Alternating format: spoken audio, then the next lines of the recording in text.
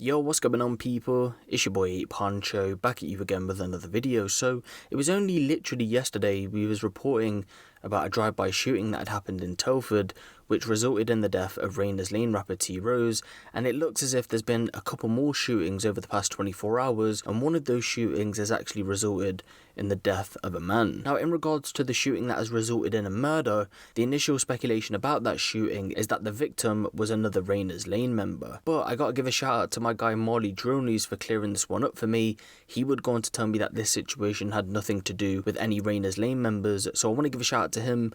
Go check his Snapchat, it's Marley Droneys. So what's exactly happened? Well, for you guys who don't know what's going on, at around 10 PM last night, that would have been the 13th of October 2020, emergency services were called to Austin Road in Hayes to reports of a shooting. When they arrived, they found a 23-year-old man who was pronounced dead at the scene despite the best efforts of emergency workers. A few miles away, a car was also discovered which was burnt out, which police believe is connected to the incident. Homicide detectives from the Met Specialist Crime Command are leading the investigation, and two men in their 20s have since been arrested in connection with the incident. Detective Chief Inspector Catherine Goodwin said, "Firstly, my thoughts are with the family and friends of the young man who lost his life last night. I want to reassure them and the wider community that my team and I are working hard to find out what led up to this tragic incident. I must stress that the investigation is very much in its early stages, and while we have made 2 arrests, we are continuing to follow all lines of inquiry and remain open-minded as to who is responsible." I would ask that anyone who was in the vicinity of Austin Road around 10 PM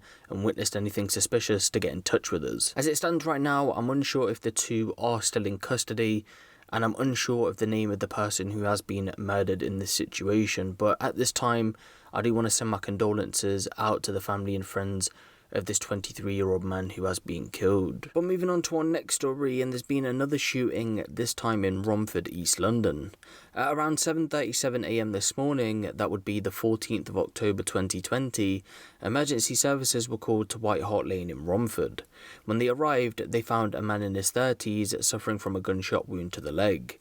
As it stands right now, no arrests have been made and inquiries are still ongoing. So as it stands right now, I'm unsure to the status of this man, but I do believe that his injuries were non-life threatening, and I am hoping that he can make a speedy recovery. So it seems like across the UK, gun crime is going up, and I do believe this is because we're still in this transition period of coming out of that original lockdown.